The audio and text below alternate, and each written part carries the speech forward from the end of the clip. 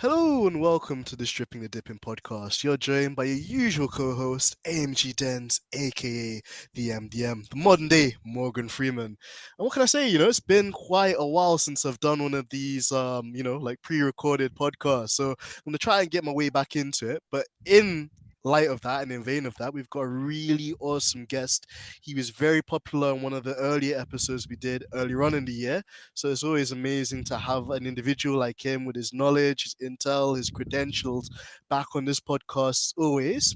He's a race engineer, he's a sim racing engineer, he's also the director and extraordinaire of A Cup of Racing Limited. Without any further ado, guys, I'd like you to give a warm welcome to a returning guest on our show. That would be Davide de Russis. Davide, how have you been, my friend? All good, all good. It's nice to be back here. Thank you. Oh, well, we're more than happy to have you, man. And like we even said in the original episode we did with you, there's so much that we took away from that. A lot of our kind of following and fan base, they're into sim racing, and we always get from like the driver's perspective.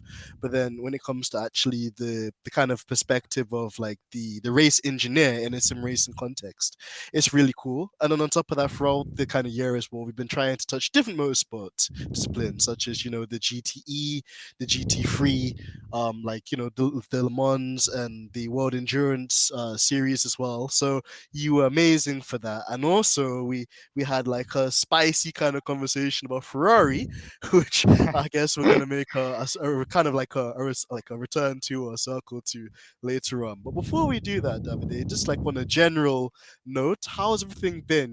Could you give us a brief insight into what you've been getting up to in the world of motorsport since the last time we spoke?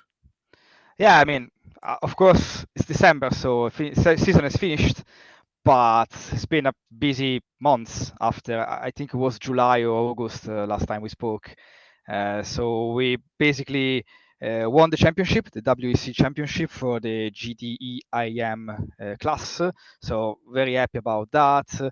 It was the actually end of a perfect season, almost perfect season from us. So can't be more happy than that for sure.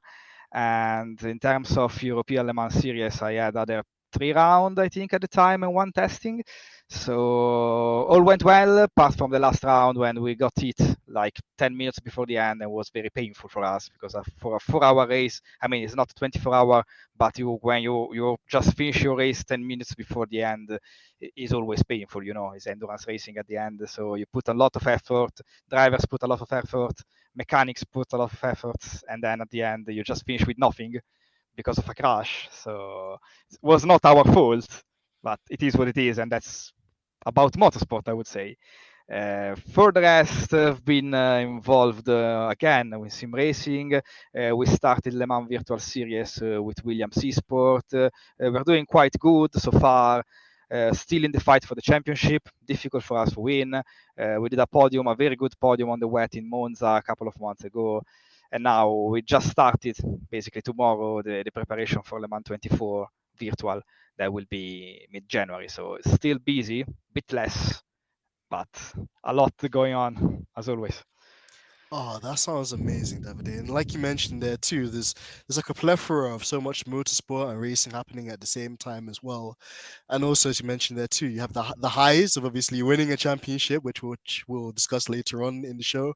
But also, like you mentioned too, that at times through something that can be so unexpected, your fortune can also change as well. And sometimes even when you execute excellent strategy, something can still happen on track and that all unfolds too. So I can definitely relate to that. And kind of in a segue to the first big topic then, Davide, that almost kind of, if you ask somebody to describe Ferrari season in a way, I think a lot of people might draw similar kind of comparisons because in what was kind of a shocking revelation last week, uh, Matteo Bonotto, the team principal of Ferrari, steps away. When we talked earlier in the year, we talked about Ferrari being the team that have the right tools in terms of the car, which performed excellently during the preseason test and in the first half of the season, and obviously two drivers as well, which are very capable, although they make mistakes. But at times, maybe their approach in terms of management, personnel, strategy, not being as sharp as it could be. And then towards the second half of the season, after the summer break, that pressure seemed to surmount Ferrari even more, in the fact that they weren't able to give Red Bull that challenge right to the end of the season and sustain that pressure on them. You know, people have criticized them as well for not being as aggressive as aggressive as they could be with pushing the development of their car in light of the cost cap compared to other rivals, which has been quite a big story too. So kind of to throw the ball into your court, Davide, like what was your initial reaction, to the kind of speculation and rumors that we saw, like leading up to Matteo putting in his resignation? And the kind of bigger question from your perspective, did Ferrari underdeliver considering that they came into the season with the tools to surmount a championship fight? Or is it unfair considering they had so many drawbacks in previous years and this was the first year where actually they seemed to go back to their winning ways. They still finished above Mercedes, which have been the most dominant team, in the recent kind of like motorsport world. Yeah, yeah. I mean, let's say that I think the engineering side of Mattia Binotto is good. I think he's a very good engineer and everything. Thing is, as I said at the time, he's not a manager. He's not probably capable to manage people. So, uh, if you think in the past, team principal in Ferrari left for much, much less than what he done so far. Let's say, for example, Arriva Bene. Arriva Bene finished after 2 seasons when he almost won the championship 2 times with Vettel, and he got fired. In the last 4 years, 5 years, Binotto did much worse than that, and he was still there. So don't get me wrong, but I think it was almost time for him to resign or to get fired, because I'm not sure he's wanted to be really on a resignation. It was much more like he got fired, but they wanted to tell him to people, because if you remember at the beginning a month ago it was speculation about Ferrari let him leave, then was another speculation about he resigning. At the end of the story he resigns, but I think it wasn't really a resignation, it was a way to say, okay, you go, we say that you resign so everybody save the face, and it's fine like that. But I don't think Ferrari solved the problem just fire him or let him leave, because there, as I said already, there are basically issues there. That was about the development of the car, it was about strategy, it was about general management. The main issue of all these was that Binotto had too much power, too much roles all in one person, and this in the modern Formula One doesn't work. It didn't work in the 90s. Ferrari had 4 people managing the 4 aspects of the team, if you remember. How this year, that is much more complicated as a car, as a strategy, a lot of more competition in compared with the 90s, could work an idea about one person doing everything. So I think the problem will be still there if they don't find a way to structure better the team. And yeah, about underperforming, I completely agree. I mean, they should win the championship this year, because at the beginning of the year, I think they had the best car, they had the best drivers, or one of the best drivers at least. They just lose a championship that was easy to win. I mean, not easy, but for sure with high probability to win. Yeah, I think that was a fair and almost like honest review there too, Davide, in relation to how they performed, also insight as well as Matteo as like an individual. And I'm sure to work with him would be amazing. But then if you're talking about running like a multi-billion conglomerate like Ferrari, I would say almost it's not even a company; it's a religion to a lot of people. Yeah, That exactly.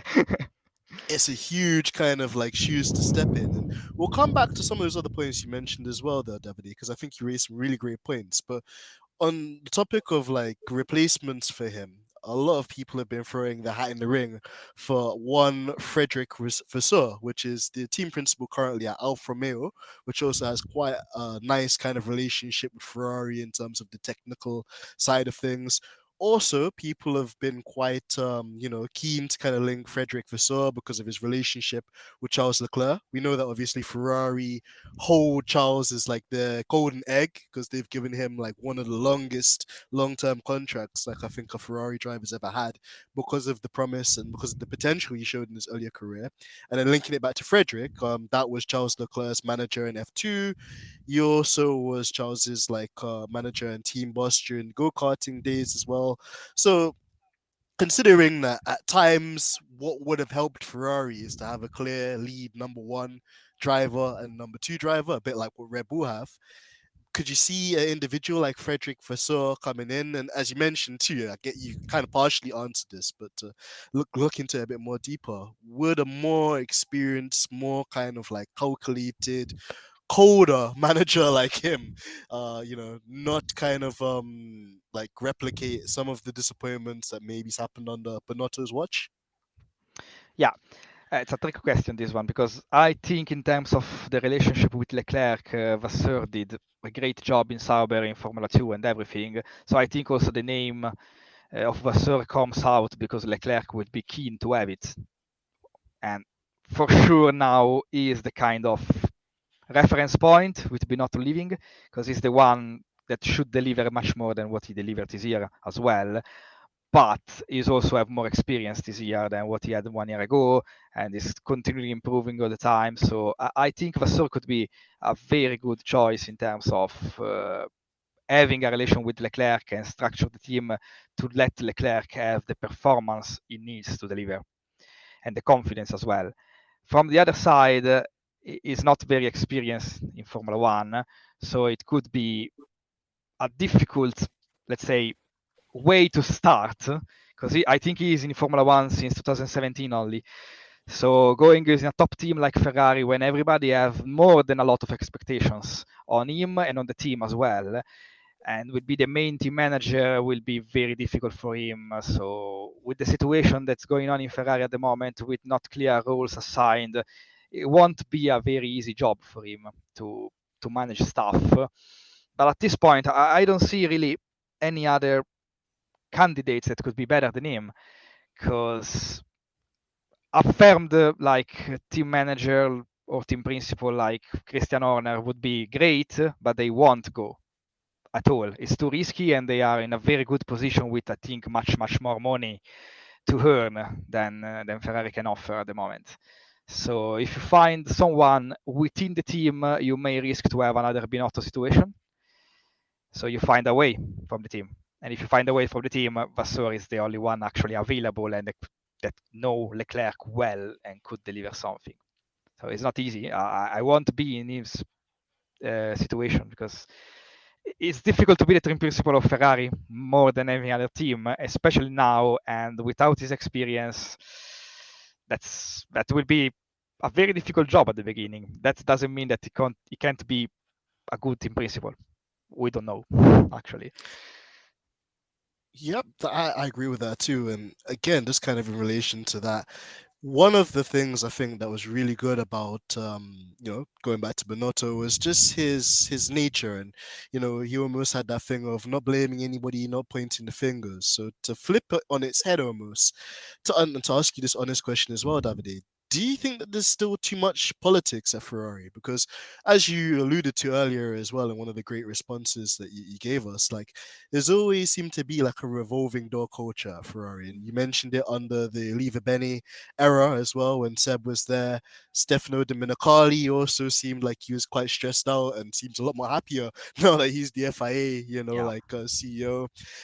Obviously, in terms of Ferrari's like management structure and ownership structure. You've got really big figureheads like Louis Camilleri, Sergio Marchioni, which passed away untimely. Now you've got John Elkann as well, which he's a bit more younger than the typical Ferrari CEO, but still, I don't really see him smile too often, which tells me that Yeah. he's a really serious guy. And even just other things as well, like we talked about how much weight Leclerc actually has at Ferrari. I remembered the other day that like Leclerc's manager is actually John Todd's son, and John Todd was the team principal of Ferrari at one stage. So, yeah, there seems to be a lot of kind of like politics at Ferrari, and then it seems almost in a way that what they did to Bonotto, or their lack of like protecting him, or kind of like, giving him the extra time, it undermined that period of stability that Bonotto was trying to build in that culture that resembles the kind of Schumacher area where we saw Michael, technical directors like Russ Braun, team principals like John Todd, like Yeah. designers like Rory Byrne. What's your kind of take on this, the culture of like an Italian team like that, and also do you think it works or not? Because in other sports, like in football, we see Chelsea make really harsh decisions, and if a manager doesn't win the league, he doesn't win a trophy, they're gone. They don't get too much time. Yeah. I mean, I agree with some politics. I think Ferrari is too much political now. That's the reason why Binotto had the power to have all those roles. I mean, let's be honest. It's too much for a single person to be in 4 different roles and decide basically everything in a Formula One team. It doesn't matter if it's Ferrari or if it's another one. It's like Red Bull. Red has Chris Horner, has Adrian Newey, has Helmut Marko. Everybody had a clear role, and you see by yourself the result of the last 10 years. They always be there. They always fight for something. Even if the driver is not delivering, they finish P3 in the championship. So that's a team that works. So I agree with some politics. If the politics is good enough to create the winning stability you need to win. So you mentioned about Schumacher era. Okay, yeah, they have stability, but if you remember, Schumacher went into Ferrari in 1996 and did a very kind of good race sometimes. The team was good, it was working everything fine, and then the car wasn't so good. So he had the reliability issue and they retired the car so much time. But then in 97, he fight for the championship. In 98, he fight for the championship. In 99, apart from the accident, he fought for the championship. And then in 2000, everybody remembers what happened next. So that's a stability you want to have for 4 years. If you see something, you can actually say, okay, that's the right way, that's the right direction. We are trying to win something because we are so close to win something that at a certain point it will be coming. And that's not happening with Binotto at all. I mean, we're missing a like kind of good season so far since 14 years. If you remove uh, the Arrivabene periods from the equation. And Binotto didn't do anything better than him because this year they could win the championship. But at the end of the story, they did a mistake exactly like Arrivabene did, and they didn't win anything. It's even worse if you think about it because at the beginning of the season, Ferrari was much, much more faster than now and was actually fighting with Red Bull easily when Mercedes was nowhere. At the end of the season, Mercedes was fighting for P2 in the championship, in the Constructors' Championship, and Ferrari was far away from Red Bull. So that means not only that Ferrari didn't develop the car and the team properly and did mistake, but that Red Bull and Mercedes improved so much that actually put at risk the P2 in the championship. And that's something that the politics can fix at all. You need people. You need the proper people in the proper position. You mentioned that the example of football. In football, you can have 11 players for me that are the best 11 players in the world and still losing because you don't need the best players. You need the best players for that positions. You need to create a team. Then you are allowed to speak about stability and win something, I think. And that's not going to happen now in Ferrari at the moment. They need to structure better first with the proper people in the proper places. So if let's say that Vasseur is going to be team principal, he can't be the technical director. I would say a good technical director for Ferrari could be Simone Resta. It should be, for me, from my side, from my opinion, should be Simone Resta since 5 years ago, and they never give him the chance to be the technical director. So it's something that they need structure. Politics is good as soon as you ensure that the politics works with the team and deliver the performance. Otherwise, it's just creating stability and putting wrong people in wrong places, and this is not going to end up in any victories or good thing, I think. That's true, and again, Davide, I think a really good and balanced kind of response there too, and how in a team that's successful, you need like the dynamics of both of those things to come into play. But more importantly than ever is the competency, and somebody that knows what to do, and also is not going to allow people to become stagnant. Or and also like what you mentioned there too, like a diversification of the responsibilities and not having so many roles assigned to one person. And the kind of final Ferrari question, because I'm conscious of making this Ferrari podcast, which to most AMG guys are gonna be like, what the hell is happening here then? So That's strange, yeah. exactly. But the kind of final question, just on a human level there, David, is do you feel sorry for Bonotto? Because although a lot of people blame him, even actually for the engine controversy Ferrari actually had back in 2019, um, there's still some people that feel that he wasn't given enough time, and that in a way it's significant to have somebody like him at Ferrari because, like, for most people and how like high and fast paced Formula One is these days, people just like try and pinch whoever they can from whatever team is around. Whereas with Monotto, there's like actually pictures on Google of him from when he was like a university graduate wearing the baggy kind of like Ferrari kind of like jackets when he was much younger, probably even younger than I am now, and like he's kind of like an example of somebody that's come into a industry as like a young person and grown with one company and like progressed his career as he's got older and got more senior with this one company his entire life. So I mean, do you feel sorry for him, or do you think that he had an opportunity and at the end of the day as well, like he's done good things for Ferrari. So whilst, he's kind of going out kind of like not necessarily, on the highest note or how he would dream to have gone, like you'll still be remembered for the moments that he did do well with Ferrari and ultimately the foundations that they have now, because they still have like on a Saturday one of the fastest cars. It's just maybe they could have been more aggressive with the development. Maybe next year, maybe they've already been moving resources towards next year. Also are they going to be looking at the technical team, and you mentioned there Simone De Resta. He's like I think the guy at he's engineer at Haas at the moment, but he's worked with Ferrari. So there's guys kind of within the Ferrari family that could be, moved about in a way to help them push and take the next step towards either Red Bull or Mercedes. Yeah, I mean, from the personal level, I think everybody can feel sorry for him because he spent 28 years in the same company, and he was there with Schumacher. He was I think, the vehicle engineer, something like that. So for sure, he did a lot of work for the same company, a lot of trust. It's correct to give him. You can't say, it was so bad that they fire him or he resigned or whatever it is. But as a team principal, no, and that's just because, as I said, you need the best people in their positions, and he's not a team manager. He's an engineer. I think he's a very good engineer, and if you see all the technical director cars he did, they were great. 2017, 2018, 2019, there was very good car. He was the technical director.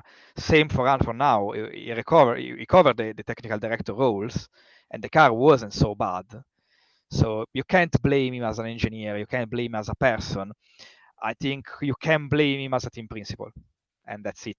So he deserves to be fired as a team principal. It doesn't deserve to be fired as a person that put all the engineering skills and capability for 28 years into the same company. So it's again a 50-50. That's fair, Davide. And like I mentioned as well, I mean, it's an interesting one because like you see people on Twitter and all these social media apps, very opinionated. I think either side, but it's intriguing, to just see in like a team like that where Ferrari are the most iconic brand. They have the biggest legacy in Formula One. Like everybody, when at least even when I was a kid, like you always in school rather than paying attention to the maths teacher, I'm drawing red cars. That's probably why I didn't become a race engineer. To be fair, but it's interesting, to see how that plays out and from like the technical side.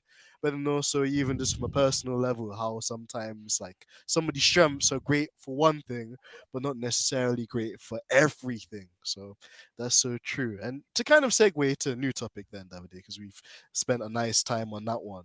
Let's talk about the virtual Le Mans series. So, like in the previous episode we did, we talked a lot about, sim racing, how much it's evolved, how like many people are becoming like even more in tune with it because of all of the special esports events. There's now like an official F1 esports event.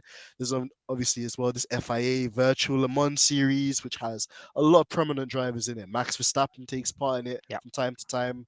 Roman Grosjean takes part in it. Raffaello Marcello, one of my favorite drivers, he's in there too. So this week, that just went past was the Sibling 500 race. I think it was P3 for the Mercedes AMG esports team, and then P8 for the Williams esports team. How would you describe this particular weekend, Davide, in terms of how the race played out, and also with a track like Sebring too, just for our viewers at home as well, and some of them that don't know about Sebring, American circuit, very bumpy. It's quite popular though in like IMSA and other kind of like spec series too for multi-class racing, but there are lots of bumps and it's a very technical circuit. So it's not one that ever suited my driving style, to be fair, in Yeah. the sim. But how does it like how did it go from your perspective, and also how does one go about like making the setup when it comes to the suspension geometry and aspects of this too? Yeah, first of all, I need to tell you, we were three cars about Williams and Mercedes. That's not always clear, so I can understand. So the P3 car, the number 63, that's completely managed from Mercedes, so it wasn't one of my cars. Okay. I've got the 53 Williams Mercedes team that finished P, I don't remember because we got it at a certain point, so not very good, P8, I think. And then we've got the Williams C-Sport that finished P5. Okay, so I was on both car P5 and P50 and P8, so car 5 and car 53 for Williams and Mercedes. So that's basically that. So in terms of what I think about the race, I think with the Williams car, the number 5 LMP2, was a great race because that's the crew is new. They work together since this year, so we needed to build from scratch everything. Some of them didn't have much experience with the car, so from the beginning of the year of the season in Bahrain until now that we are almost at the end, it was a proportional growth race by race with a lot of issue in terms of disconnection hardware that didn't actually show up until now what they could do as a team. Finally, in Sebring, they have a kind of clean race in respect with the rest, and they finish P5. So that's what we can do with that car, even if they are very young and unexpert with the car. So I'm very happy for them. Very pleasant about the recovery from P9 after quali to P5 in the race. Good pace, good fuel saving, despite some small issue all around that we need to fix it. But they are improving because even considering the issues they've got, they started in Bahrain and they finished P11. Then they had a P9 in Monza with some issue with the hardware again. P7, I mean, potential P7 in Spa because they've got a froze screen and they finish last for that reason, but they were potential P7 and now P5 finally without any mistakes. So they always see a grow in their performance, always improving, and very happy and pleasant about working with them. For car 53, that is actually the one we are fighting for the championship, almost, because now it's tricky for us. We've got a very bad lag at the beginning of the season. We've got a mass disconnection of 10 car, and our car, we were both in that 10 cars, so we lost an amount of points. And even if we recover until P7 in the first race of the season, it could have been a podium. So the difference in points was big. Then we start to recover. It was a good race in Monza. We finished on the podium, P2. In Spa, we did what we could without full Corsiello, any strategy options for a full green race. We managed to recover some position from a bad quali, and we finished top 5. we could have been on the podium, I think, in this race because we were fighting for P4 when the other Mercedes car, the 63-1, hit us. They didn't get the penalty I think they deserved. We got a warning and we finished P10. Then we got Marcello in the car that isn't so much confident for some issue we are doing in preparation with him. He didn't have so much time to prepare, so we ended up with him to be fast but not consistent, and he spun. So we managed to finish in some way P8, but wasn't really a good race for us. I'm sorry because the performance was there. The preparation was good. The driver put every effort they could. So it's some shame when something like this happens. But it's motorsport again. You can do nothing about it. So full focus on Le Mans with them because we need to recover points. We would like to win Le Mans because this year will be perfect for me. I won the real one, so I won the virtual as well. And now we've got also more junior engineers on board with me, so they can help a lot during in-race support and preparation. I'm not alone anymore with 2 cars and 6 drivers, so it's always good, you know. In terms of the track Sebring, I don't like it. I have to be honest, because I mean bumps are very spectacular and good because I mean it's a different circuit. So from the sporting side, it's perfect. But I'm telling you, you need to be as soft as possible in the track, but you can't because if you are too soft, you are good on bumps, but you are very bad in everything else. So you need to deal with the bumps, and sometimes that's get tricky for the drivers. It's a track, a very technical track. You need to be almost perfect every corner to have a consistent pace. So I don't like overall, not because it's not the technicality of the track, because I love technical tracks, but because it's like even more difficult just because it's not a real track. It was an old airport. And I think they won't do anything about that because it's like the peculiarity of the circuit to have these bumps. If you remember at the beginning of the year in March when WEC was in Sebring for the first round of the championship, there was the hashtag respect the bumps there. So you need to deal with that and you need to prepare a car that is fast enough, stiff enough to be with a good performance in Sebring, but not too much for the bumps because otherwise you get no grip and you can have very bad moments on the car and ruin everything. So that's why I don't like it because it's a good track, it's difficult, but it's a lot affected from the peculiarity of the circuits. There are other technical racetrack like Spa that I prefer much more because there you need to have a good car, a good balance between aero performance, mechanical performance, and full speed, top speed. But at the same time, you don't have any, let's say, tarmac issue like bumps or high curves that actually give you problems. So you can focus on the performance of the driver of the car and do your best to win. That should be the only way to win, you know.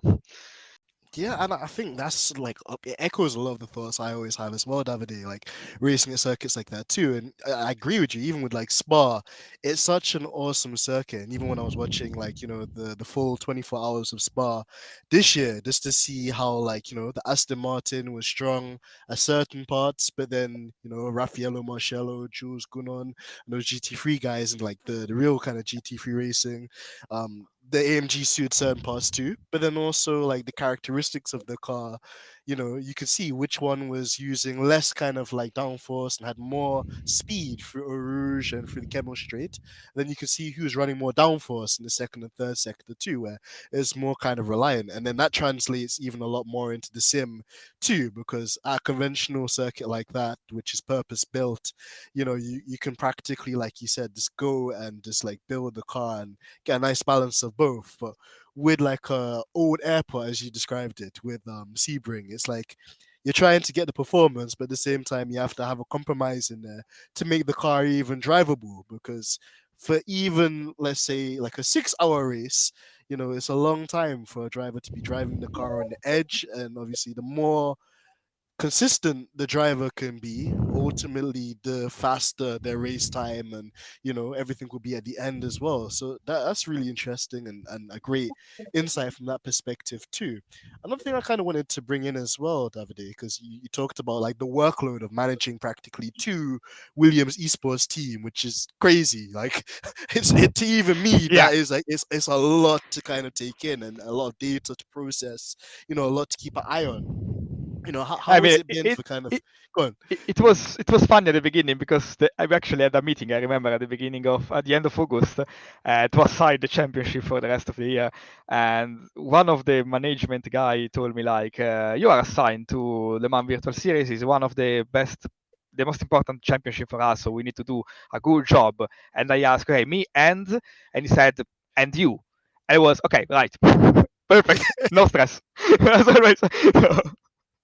But yeah, at the end of the story, we managed in some way, and we are still improving all the time the procedure, and the driver seems happy. So results is actually not bad. We had a lot of bad luck so far, but the car was always good. Strategy was always good. The driver did a very good job every time. So can't really complain too much about that. It was an experience at the beginning, if you know what I mean.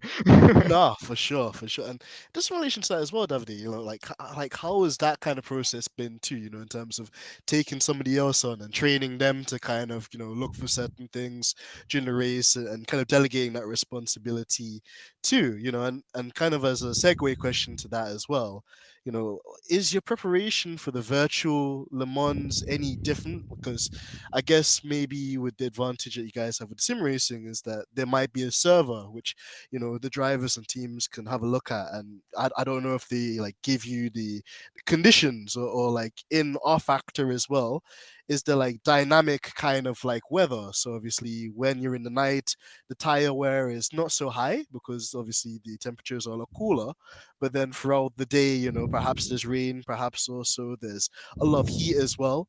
How does that also play into it, and how do you go for preparing for such a kind of like one legendary but also very important kind of like spec event like that too?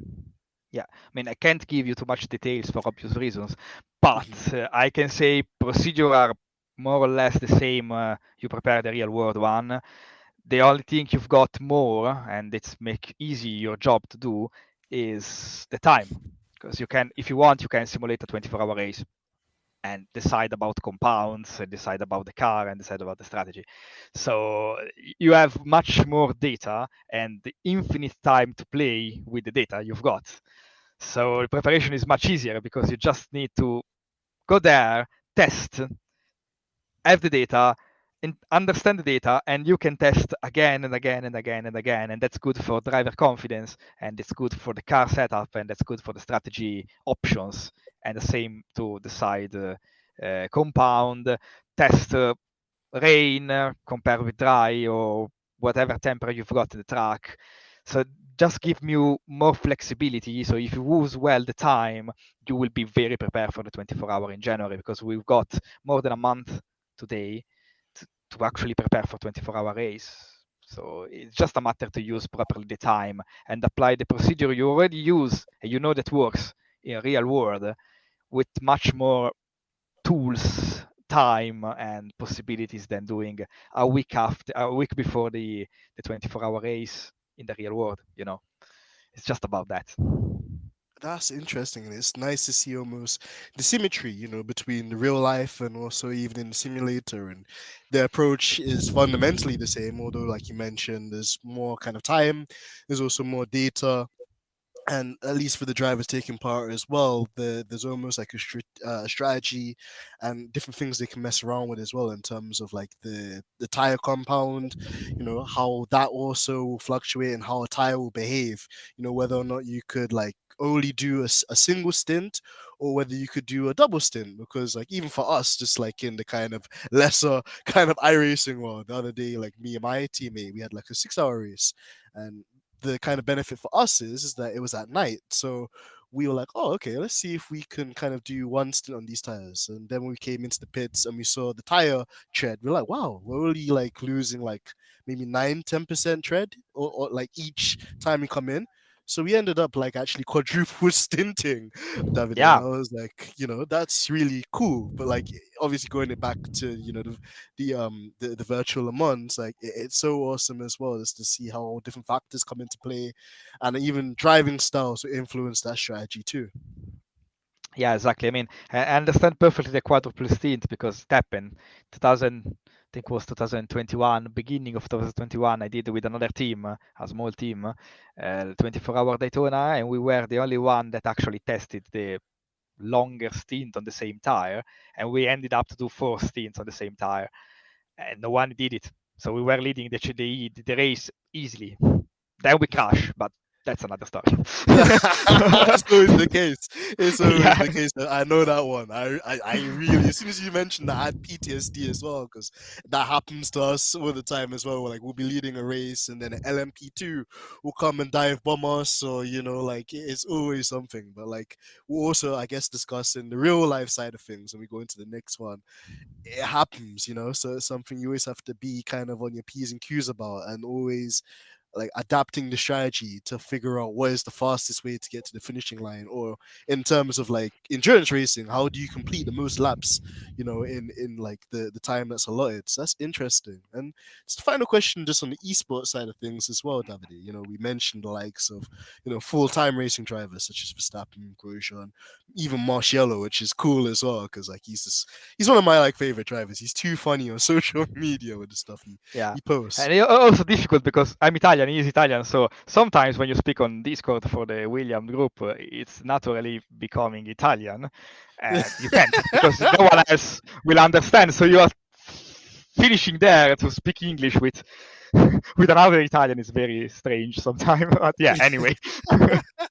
No, but again, and that's an interesting dynamic as well that plays out. But the kind of question was I was going to ask Davide is like, like what's your observations, when it comes to like real life racing drivers jumping into sims and taking part in these like, competitions, and then actually, like maybe not me, because just like I think I'm too slow and too old, although I'm 27, but the real kind of like, the David Tenitzes, the Yana Upmes, like the what's his name, James Baldwin's of this world. Like, how did their approaches, like how are they similar, and how are they different?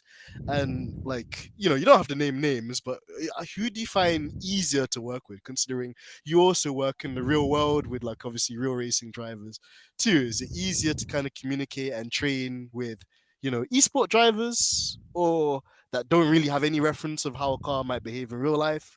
Or is it easier actually with like real life racing drivers, because they know how to read data, telemetry? They can be more kind of like accurate with their their feedback. How does it differ, and how are they similar, and which one do you prefer working with more? Yeah, I mean, sticking with sim racing issue and stuff, of course, when you try to put an engineering procedure within a team, a sim racing team, and you've got a professional racing driver that is actually working and driving in the real world, it's much easier to implement the procedure because they know how an engineer will ask you and what he wants and how to upload data or whatever, looking at what the question is better to ask to an engineer.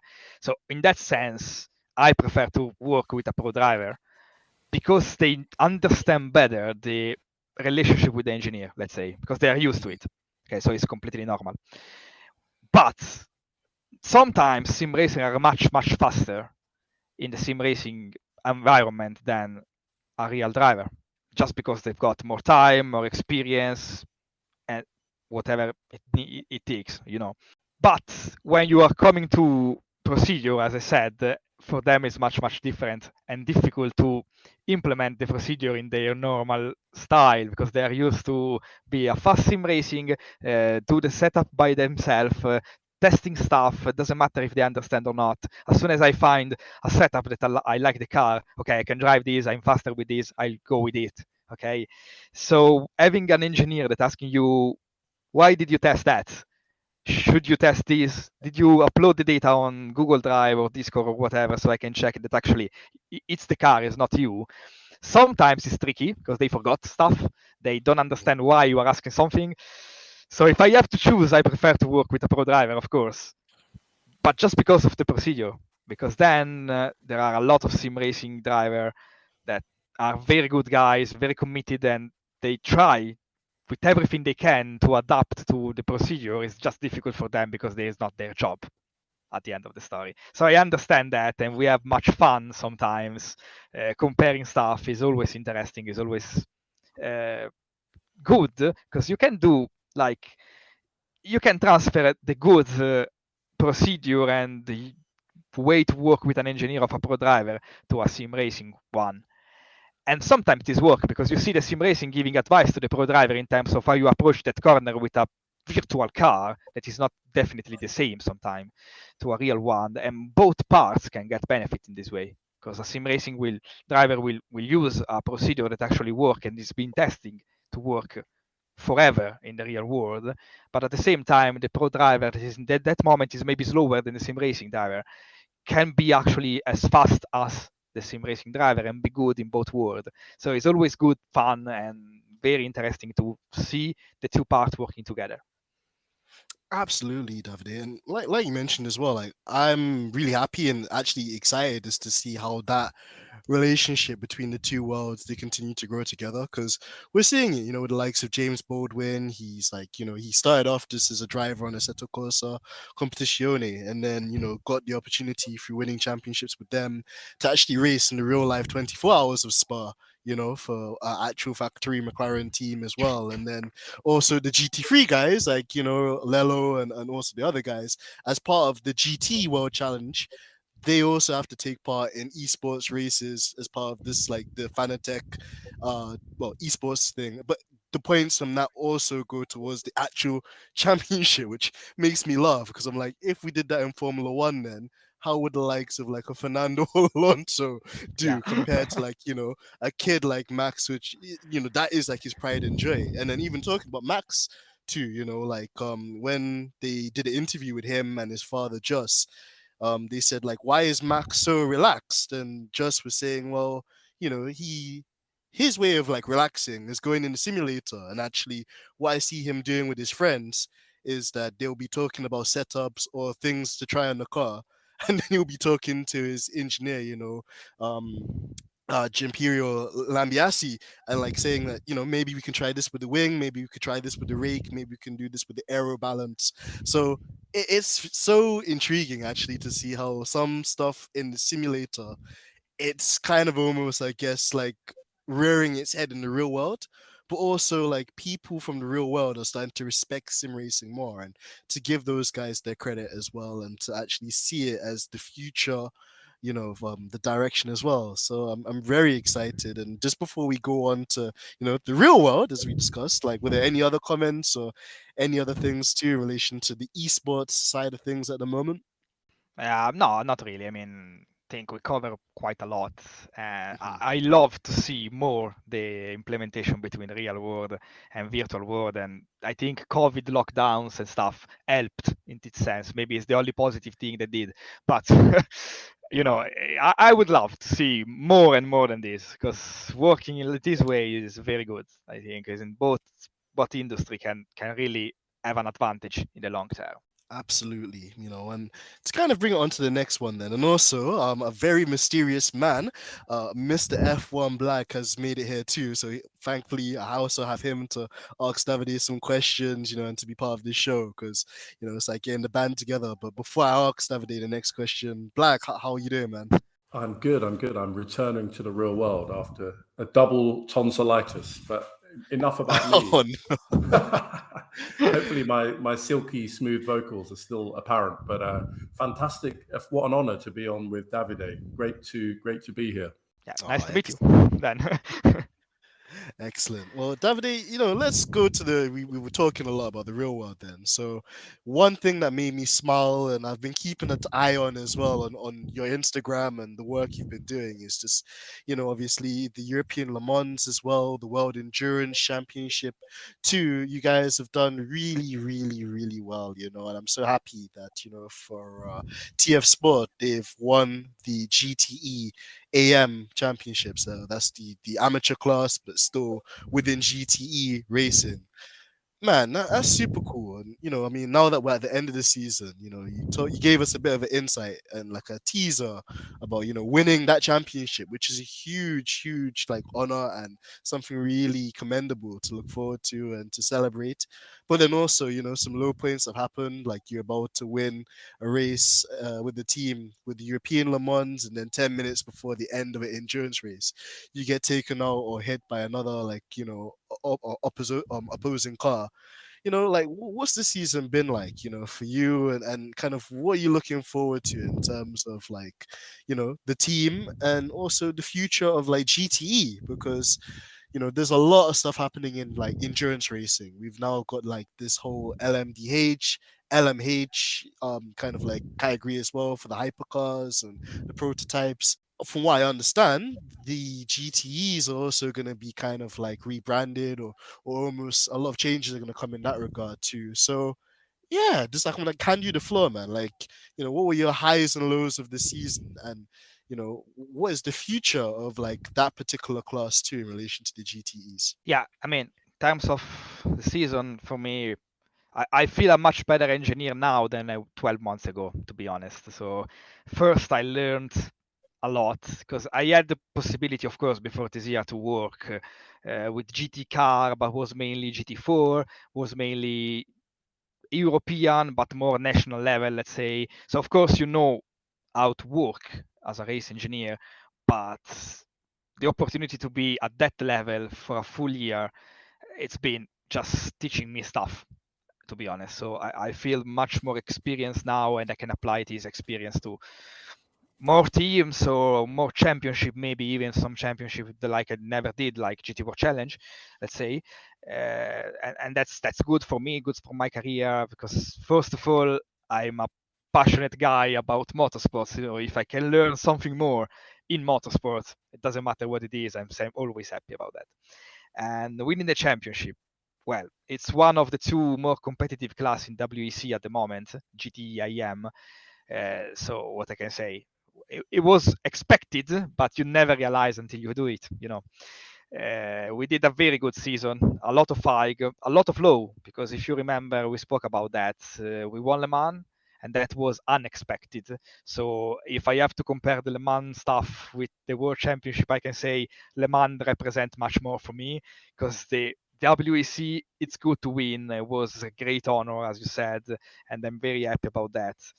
But at the end, it was a success built race by race. So when you go at the last race with 20 points advantage on P2, you just need to focus and don't do stupid stuff, and the championship will be done.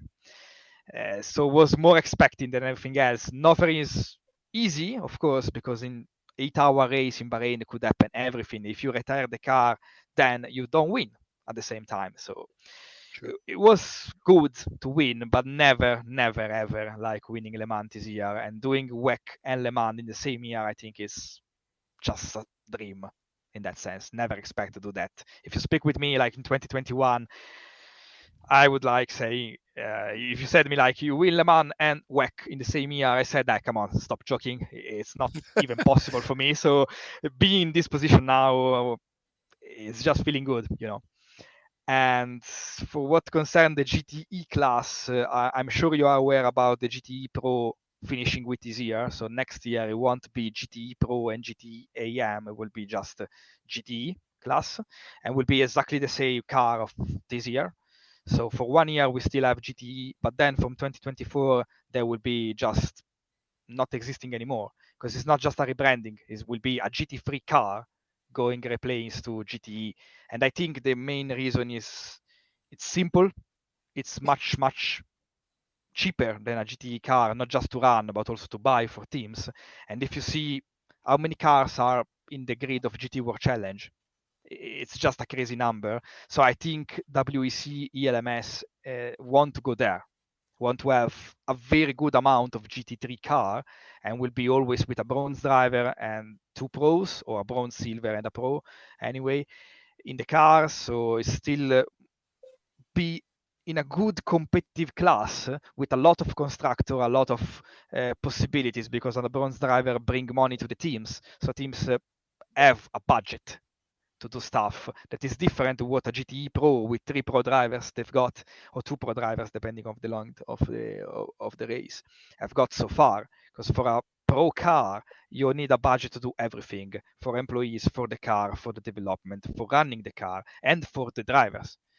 Like this, they've got the budget coming from the bronze driver, and then you can pay maybe a gold driver, or you can use a factory driver, pay all the employees, but you've got an initial budget, so it's much cheaper to run all the program, and that's the reason why the GT3 are so widely spread into European level at the moment. I think WEC want to do the same stuff, but worldwide, and it would be good, I think, because it's just simpler, cheaper, and you can run a lot of cars at the same time. You can have new constructors like Lamborghini or Mercedes that actually don't have a GTE car. So you will have multiple constructors, not just 3. And a lot of team, I think, will be interesting to move from GT World Challenge to ELMS or WEC in 2024. So we will see a very long list of entries, I think, and that's good for motorsport overall. For what concerns the hypercar, I think it's a bit of a mess, because for my opinion, FIA should have done like a well decision about those cars are hybrid or not. Because of course, if they are hybrid, they will have an advantage in consumption, performance, and everything. And doing the BOP against a car that is not hybrid then will be tricky. And sometimes they are not the best to do BOPs, if I have to be honest. So they just find another way to make things complicated, and that's not good for the sport. I think it's good they attract constructor like Ferrari that is coming back, Lamborghini will come in 2024, Cadillac will come, so it's for sure a better top class.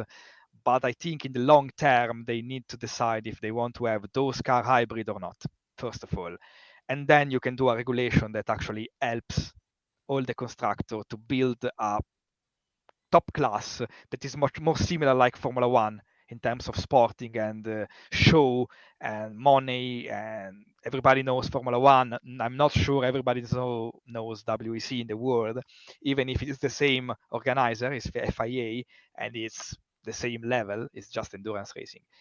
So I think there are some stuff they can change in the hypercar stuff, but we will see. There is time.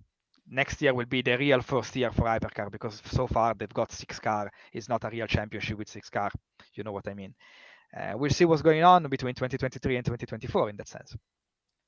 I agree, Davide, and lots of good talking points there too. And I'll bring Blag into it as well for some of his views, and also for him to throw some questions in there too. But yeah, just like I think in a way, I'm almost sad to see the GTs go. Obviously, it won't be next year. Thankfully, like you said, we've got those for one more year, although there's not going to be like a division between AM and Pro. It'll be one class. But in a way, I feel kind of sad, because I also race a lot of the GTE cars in my simulators. And this year, like me and my teammate, we did like 24 hours together in the Porsche 911 RSR. And those cars are so cool because they have so much power. They don't have ABS.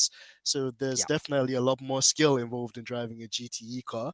Some would say that there's something like a touring car on drugs, like the speed that they can do and the amount of downforce they have, for a car that technically is based very loosely on a road car, or kind of like a road sports car, is crazy. But then also as well, I think you mentioned a lot of benefits to come with them. Well, when I say them, European Le Mans and World Endurance Championship, kind of revising their rules and trying to get, like rather than having GTE, which is more expensive to run, more niche, them kind of introducing the GT3 cars. Because as you mentioned there too, there's so many GT3 teams and constructors. You've got Mercedes, you've got Audi, which released their I think R8 Evo 2, and the likes of Valentino Rossi was driving that this year too, in in the team WRT.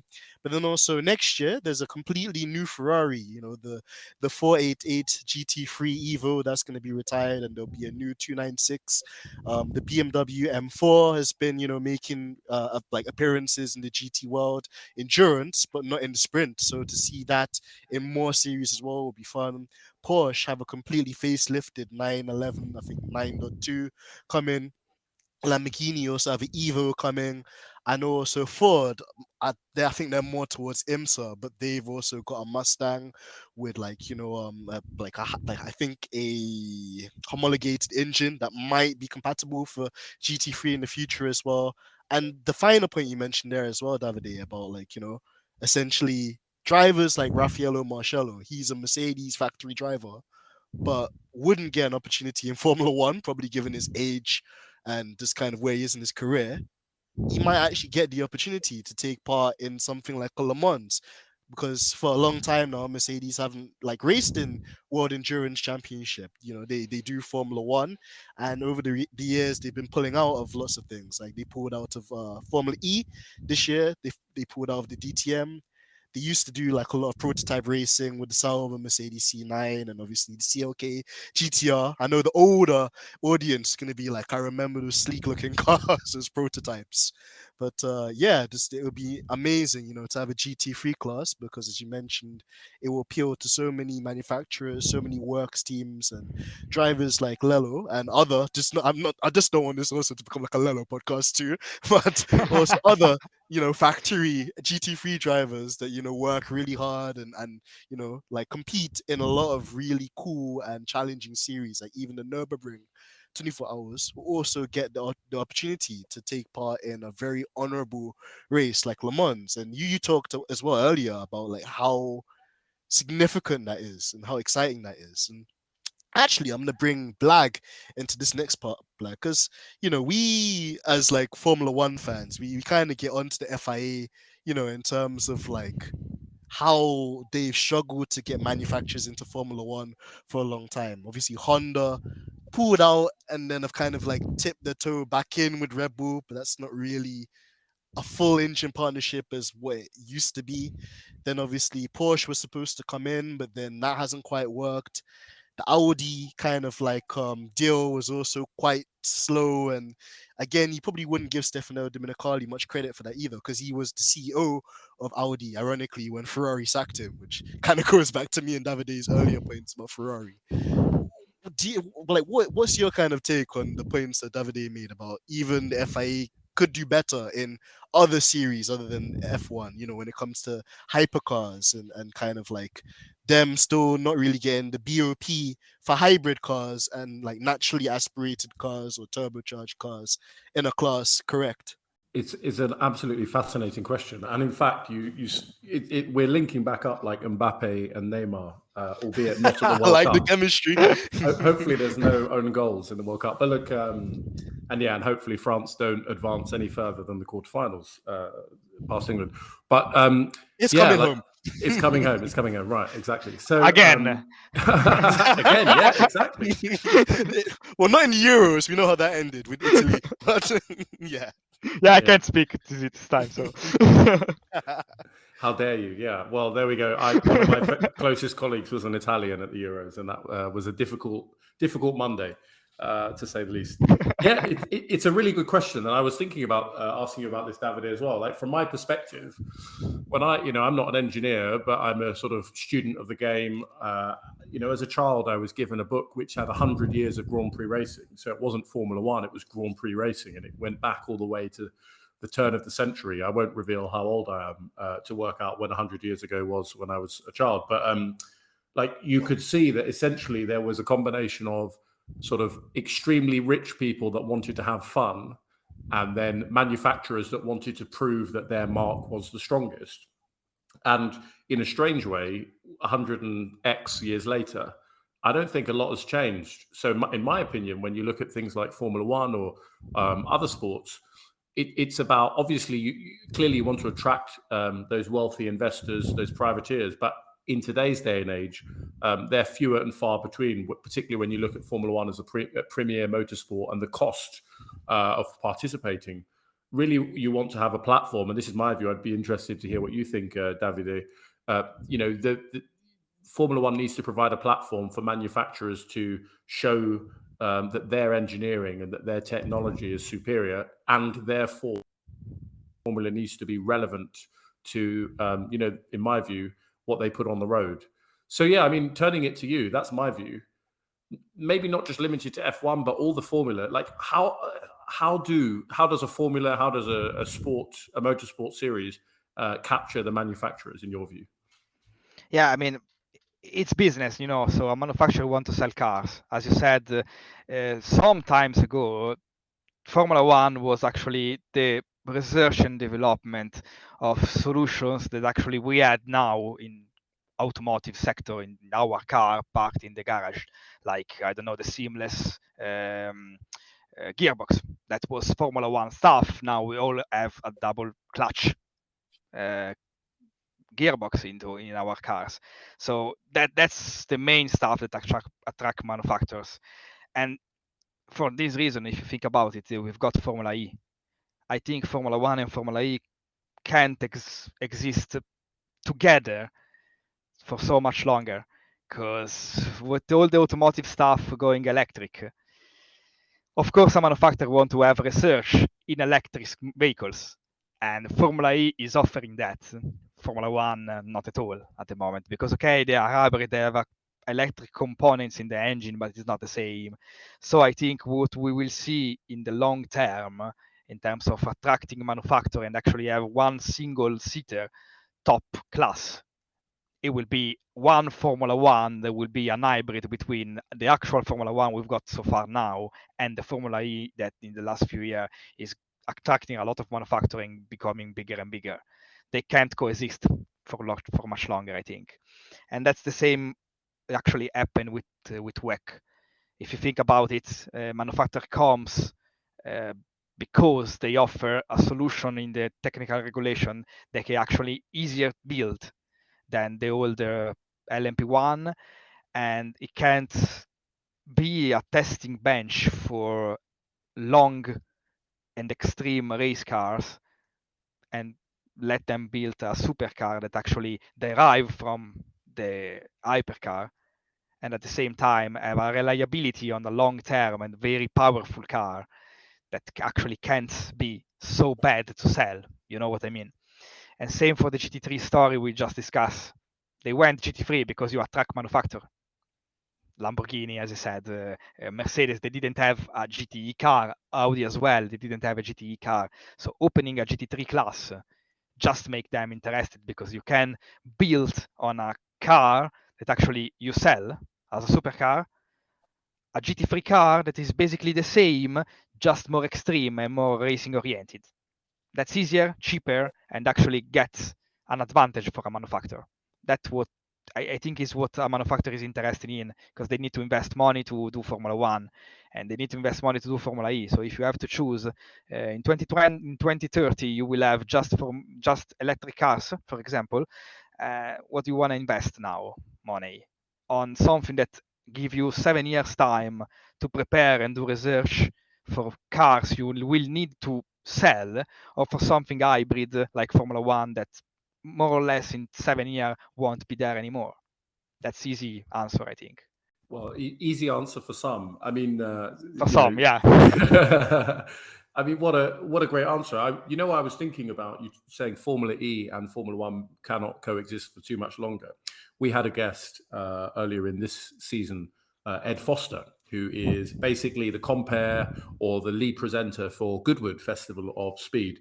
And he said, actually, of course, electric vehicles will play a part in the future, but they aren't the only sustainable vehicle that we'll see, or at least there are questions about electric vehicles relating to the production and disposal of the power unit, the battery.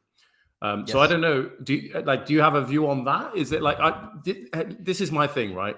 I'm basically a child at heart. I still love Formula One, irrespective of how it's treated me, or the fact that it might be boxing itself into a corner. But is there a future for Formula One or other motorsport series that don't embrace electric, but perhaps look at sustainable fuels? Could be. I mean, The electric cars discussion is very difficult to do because I think the main issue for electric cars, and it's the reason why they are not widely spread, even if it's different years now, they are producing cars and selling electric cars, you still buy a gasoline car if you can. Why this? Because batteries. They are not reliable, they are not on long range like a normal car. So I think if no one find a solution about having lithium outside the batteries, so creating battery based on something else that actually is more reliable, is more safe, is not dangerous, and actually can ensure longer distance on the same car like a normal car is doing, I don't think electric will be the only solution for the future. I think we will have it, but that could be much more research on biofuel or something that actually helps pollution more than electric cars. Because if you think about it, the lithium batteries are like that since forever. I don't even remember when they actually were invented it, and we still use the same technology, improved but same technology. So I'm not sure we can replace the lithium in the battery very soon, and that's the issue of electricity. So the power unit is difficult to disposal because you are not helping the pollution when you dispose a battery. Maybe you save the environment for 10 years of no CO2 into the environment, but then you're going to discharge and put away disposal a battery, and you are creating pollution anyway because it's radioactive. So there are issues in that, and could be a solution using other sources like biofuel, hydrogen, with the all problems we've got, because hydrogen you have problem to stock them, is very dangerous, more than petrol, so you need to adapt everything, and that's expensive at the same time. The thing is, it depends what happened with the research, it depends what happened with the scientific field, what they discover. For racing will be just the natural consequence. I hope we will have engines, real engines, with all the noise and all the pollution stuff. Not because I'm against environment, but because that's racing. I can't see too much an electric car racing without any noise or any actual excitement about having firing up a car. That's difficult for me because I'm older. Probably I'm getting old. But yeah, that's what I mean. For motorsport, I hope there will be a future for engine with petrol and stuff, but that will be based a lot on discoveries and biofuel and stuff like that to make it right. Well, let me take this moment to assure our listeners that we are not funded by the anti-electric vehicle lobby, because if we were, then all of our audio equipment would be insanely good. No, yeah. I think they're all valid points. So before I hand back to Dens, a bit more of a fantasy question for you. Let's say you're a manufacturer, and maybe it's difficult for you to answer this because I'm not going to tell you which, right? Just imagine you're a manufacturer. You can pick one motorsport series to invest in, to enter into. From your perspective, which one gives you the best return on investment from a kind of marketing and also an R&D perspective, looking at today's, or at least the evolution of motorsport series that you're currently aware of? Yeah, I mean, if I have to choose overall classes, I will put money in Formula E at the moment because it's going good. It's actually that technology we will have, and at the same time, in terms of marketing, you are going well. People are interested in that. A lot of people start to follow more the Formula E in the last few years. Gen 3 looks good. It looks more a single seater than before for me. So I think if I have to choose just one class, I will do Formula E as investment. Fantastic. And now we've redressed the balance of electric vehicle support versus opposition. So two things on Formula E, and then I'll hand back to my good friend AMG Dens. I was watching towards the end of last season. I think they showed the recap of all of the season finales from the beginning, and I'd forgotten that they used to sometimes stop halfway through a race and swap cars. Yes, so that shows you Gen 1. Yeah, so that shows you the development, right? Now there's no problem, and in fact they're having to create algorithms to limit the amount of charge so that it's competitive if they do safety car laps or something. So yeah, it's absolutely fascinating. And the second point, which is more of a parochial one, for me, I think in the UK, if you look at Formula E, part of the reason why it's like getting widespread attention is because it's on free to air television. So it's been on Channel 4, it's been on YouTube. And so it can be accessed by, ordinarily wouldn't pay for motorsport. And I think that's why if you look at the history of different sports where they peak or just before the peak, it's before they've been put behind the paywall. So a plea to the organisers of Formula E, please keep your content sort of free to air. And I suspect you'll get more buzz, more engagement, and yeah, attract more potential manufacturers into the sport. So I'll hand back to Dens now, but yeah, what a fascinating set of questions and answers. And back to you, Dens. Hey, thank you for that, Black Man. And again, really interesting because, we kind of touched just in the world of the Le Mans and obviously World Endurance kind of series and how the change and the chase for sustainability has affected them. But then also I think that we neglect Formula E quite a lot. And actually, like Davide pointed out too, if you're talking about one sport that's going to be the most relevant for the future, it has to be Formula E in that regard. And they've done really well. I can't even kind of slander them too much, even with myself being a huge petrol head. So it's interesting to see, but also how it will be perceived by the petrol heads like us in the future is also something I'm intrigued to see how it will play out in the future. But bringing it back to Davide, because he's our star and obviously he's done so much this year. Davide, you've got a nice winter to look forward to. You and the missus, you can do some exploring. You've also got some amazing memories to reminisce on as well in terms of being World Endurance Championship, winner in that regard, and also in terms of the highs of a Le Mans championship too, and also as well as that, just even in the virtual world, we've discussed kind of how much that's growing and kind of everything that's going forward towards the virtual Le Mans in January. But one thing we haven't talked about, and I like talking about and following too, is a cup of racing, which is your company that you started, and it's great because even just with what you've did with that, it shows just ambition. It shows just you basically not only just giving your expertise, for a team, this is an employee, but also in your own kind of way, making your own kind of business and being able to offer motorsport technical support as well, in both the real world and the sim racing world. So my question to you, Davide, was are there any projects or anything in relation to that side of the world that you're really looking forward to working on, and kind of what are your plans for the winter break as well? Okay, I can't tell too much about that because a lot of stuff are to be confirmed, so I'm not allowed to speak about it. Oh, okay. But I can say not really great projects. I'm still with Williams for the 2023, full 2023, so we'll probably do other endurance racing with them. Could be 24-hour Daytona, but again, we need to discuss that now. The full focus is on Le Mans Virtual Series, so I'm sure about the 24-hour Le Mans in that sense in January. For real world, I can't say anything at the moment.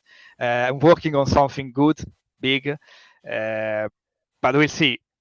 Maybe before the 20th of December, I can have an answer and say something more, but it will be on social media anyway. So just follow social media and it will be everything there. But yeah, a Cup of Racing is growing and I'm very happy about the success we've got so far, especially for 2022. It was our year, both sim racing and real world for obvious reasons. But you never stop, if you get a point, you can do better. So I'm still working on improve myself, improve the company, and find good places to go racing, both virtual and real world. And yeah, I'll be a bit mysterious, basically. So sorry about that. No, I mean that's okay the other day. And again, just like that to me is still positive because it means that the things on the horizon, things are going up and not down, which is what we like. And also on top of that as well, that the kind of landscape and the world around, like what you do is evolving, which is always exciting. And kind of one other thing we mentioned as well that I didn't get your kind of take on was, like would you ever consider maybe GT World Challenge and what would you see as the technical like challenges like, engineer wise of like the strategy for the sprint races that they do in comparison to the world endurance and the Le Mans series for example. I mean, I'd like to do it. I have to be honest. It's one of the championship I always like to do it and never had the chance. But Mm. in terms of regulation, I'm not even so much sure. So because I need to read it actually. But I think it's another SRO championship, so it won't be too much different from GT4 Europe or British GT, for example. It's the same company that organize everything. So I know there is the race logic and the minimum pit stop time. The thing is good with GT World Challenge, and I like to test it myself. It's the level of competitiveness, because at the end of the story, you've got 40 cars in the grid, and everybody could win. So that's why I'm interested in doing that. But we'll see. Maybe 2023 will be GT3 World Challenge. Who knows? I know, but who knows? Teasing us there, you Davide. I see how Yeah. it is. I see how it is, man. No, that's interesting. And again, like for a follower like me that's like trying to use this platform to diversify, what's available because I think a lot of fans just think motor racing is F1. And yes, it's cool. And yes, you get all the big names and stuff like that. I've always been someone kind of in the shadows. I've always liked kind of like the GT racing and I've always liked the prototypes. And even this year, I've been pushing myself even a bit more out of my comfort zone to try and even understand NASCAR and how even just like in the southern parts of America, how that works. And even in terms of like I think Blag was mentioning it too, like even in the world of like rally racing, now you've got these cars which are like partly hybrid as well. And how does that affect a car that's like four-wheel drive and stuff like this too? So it's such an exciting time. And I think with an individual like yourself, Davide, you're an exemplary example, of someone who's like kept your head down, you've worked extremely hard for the things that you've earned in life. Also, like, I can tell that you want to continue learning. You don't want to become stagnant or complacent. The aim is always to just continue leveling up and to continue to add value to the teams and businesses that you work for. Thank you for this. I mean, that's the only way for me. You need to deserve stuff. Never have a very gift in my life. So I work. And if you get a point, you can say for sure that's your working and deserve what you did without any big help or stuff. That's always good to feel at the end of the season or at the end of a year. I think in every job, it's not just mine. So yeah, thank you for that. No, no worries at all, man. No worries at all. We're always going to be, following you up and also keeping an eye on your progress too. And we look forward to those announcements that you make on social media as well, in due course. And as always, Georgina will do a great job of promoting that when this episode comes out fairly soon. Blag, I know you're still here as well. Are there any other questions that you had in mind before I do the wrap up? No, I just wanted to sort of add to the feel good vibe. I feel like on this show we meet people that do extraordinary things. They have some things that are in common, other things very very diverse. But that kind of work ethic, focus, determination is always there. So whether you like it or not, Davide, we have officially adopted you as our race engineer for the show, and we'll be following your exploits. And we look forward. You said the 20th of December, so we'll be keeping our eyes peeled on your Twitter and other social media on that date. Yeah, thank you for that, and very glad to be adopted, actually. So, I mean, it's always fun to do this, so happy to do it. No, we're happy to have you as well, Davide. And honestly, like it's a pleasure too. And like I said, even this like on a personal level too, when we're exchanging DMs and stuff like that as well, man. I'm really fascinated because there's just so much going on and like it's so cool. I'm like, wow, like this is awesome. This is like like it's almost like I'm living my own dreams through your lens. So I'm really hoping that you continue to share this amazing content as well, and that people give you the appreciation that you deserve and the opportunities that you're worth as well, man. So yeah, Davide, thank you so much for joining us again. We've got to get you back on hopefully in the new year. Hopefully as racing picks up, and after perhaps the virtual Le Mans as well, we're going to be crossing our fingers for you, and praying to our lucky stars that you have a very successful virtual Le Mans, so you can make it 2 for 2. Imagine that, man, 2 Le Mans in 1 year, basically. That's like some goat stuff, man. That's like legendary. And that Who will be even bigger, I think. But let's see. And then you can always say it's not the same year because January is 2023. So let's say like this. Still, we count it, man. We count it. Oh, but yeah, Yeah. man, like, thank you so much, Davide. Thank you for having me again. It's always a pleasure to speak with you, and nice to meet you. F1 Black was good. Was good to speak to you too. My pleasure. Awesome. Excellent stuff, guys. Well, listen, it's been AMG Dens and the dynamic, fantastic F1 Blag as always. We'll have more content coming up in our Christmas build out. There's so many things to look forward to. In fact, I'm going to get the calendar out just before we close this one out. But lots of things for you guys to be looking forward to. We've had an episode drop with Mary Yasmin, so make sure you check that out as well.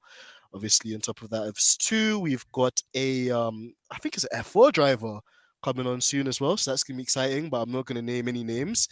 I'm actually gonna be in Davide's position on Friday because we're gonna have another founder of the show interview me about my sim racing experiences, but from a more kind of like consumer perspective and not so much on like the very aggressive and competitive side that Davide deals. So I'm looking forward to that as well. And yeah, I will follow that.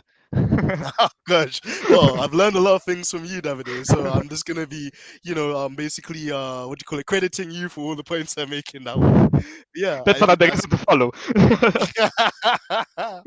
so that's gonna be super fun as well. Really looking forward to that. And then Black Man, like we've got a Christmas kind of wrap up of the season and just kind of our favorite episodes and moments as well that have happened. So that is going to be awesome and so much to look forward to as well. So Blag, I'll leave you with a final note for our listeners and viewers out there.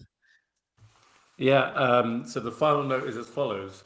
Jorgy has done some research and seen our ranking globally as a sports news podcast. Believe it or not, we're in the sports news category. And do you know what? Apple said we have good performance, but you can improve that performance by going to your podcast vehicle of choice and following us, giving us a like, and leaving us a review on whichever platform you choose.